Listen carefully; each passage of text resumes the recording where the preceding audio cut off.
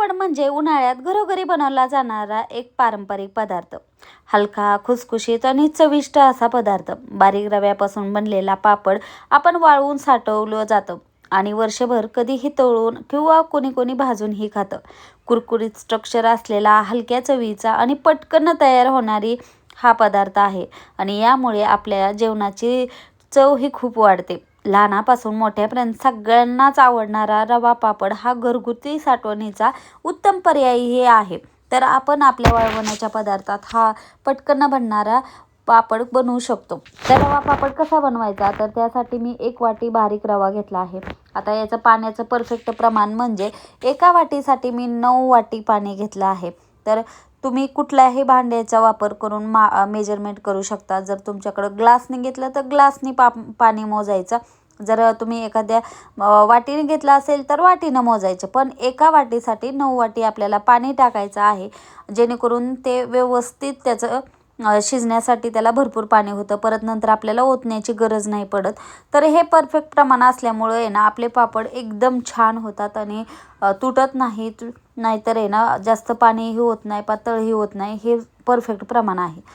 रवा पापड करताना आपल्याला त्याच्यामध्ये आहे ना 1 चमचा मीठ टाकायचं आहे. म्हणजे मीठ चवीनुसारच आपल्याला टाकायचं आहे आणि 1 चमचा पापड खारा टाकायचं, जेणेकरून पापड आपले खुसखुशीत व्हावे. आणि जिरे 1 चमचा टाकायचे. आता जिरे कोणाकोणाला आवडत नाही, त्यांनी नाही टाकलं तर चल, पण आहे ना जिऱ्याने कलरही पापडला छान येतो आणि दिसायलाही छान दिसतात आणि चवीला तर मग अप्रतिमच लागतात. त्यामुळं जिरं मी आवर्जून 1 चमचा टाकते. जर तुम्हाला आवडत नसेल तर नाही टाकलं तरी चालतं, फक्त पापड खार आणि मीठ टाकलं तरी चालतं. आता याला आहे ना छान गरम होऊन द्यायचं. उकळी नाही आली तरी गरम झाल्यानंतरच याच्यामध्ये आपल्याला रवा टाकायचा आहे. आता रवा उकळी यायच्या अगोदर का टाकायचा, तर त्याच्यात गाठी होऊ नये म्हणून अगोदरच थोडासा टाकायचा.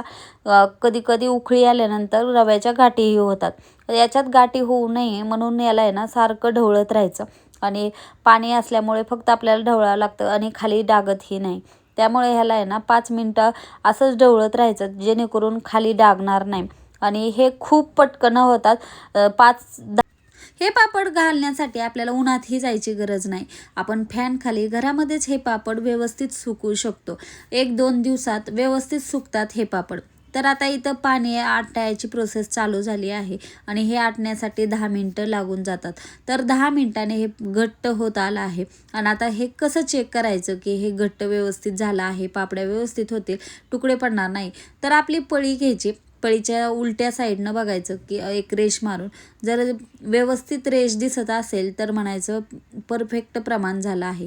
तर आता हे याला मी व्यवस्थित एकत्र करून नंतर गॅस बंद करून टाकणार आहे आणि याला आहे ना आपल्याला 5 मिनटं तसंच झाकून ठेवायचं आहे.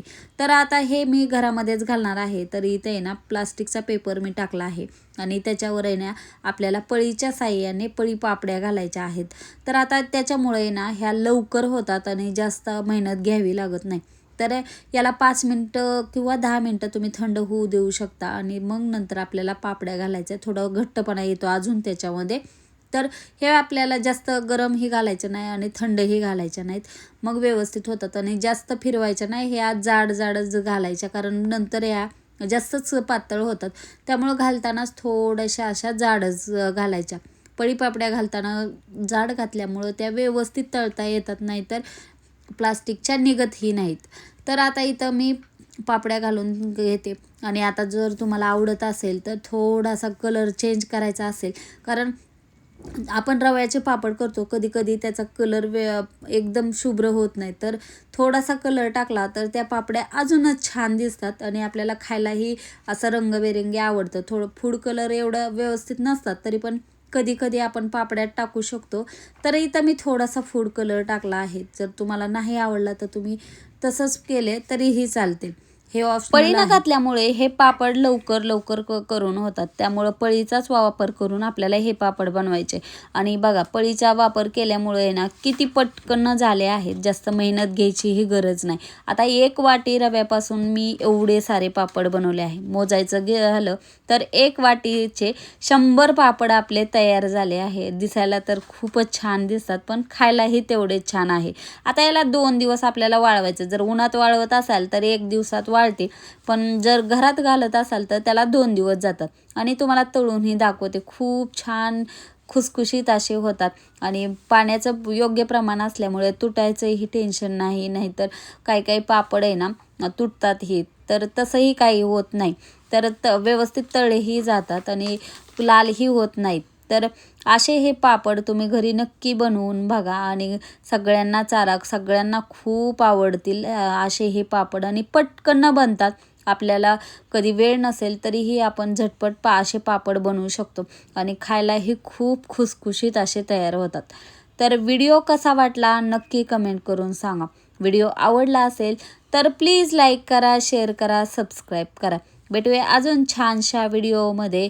तोपर्यंत श्री स्वामी समर्थ. संपूर्ण व्हिडिओ बघितल्याबद्दल तुमचे मनापासून आभार.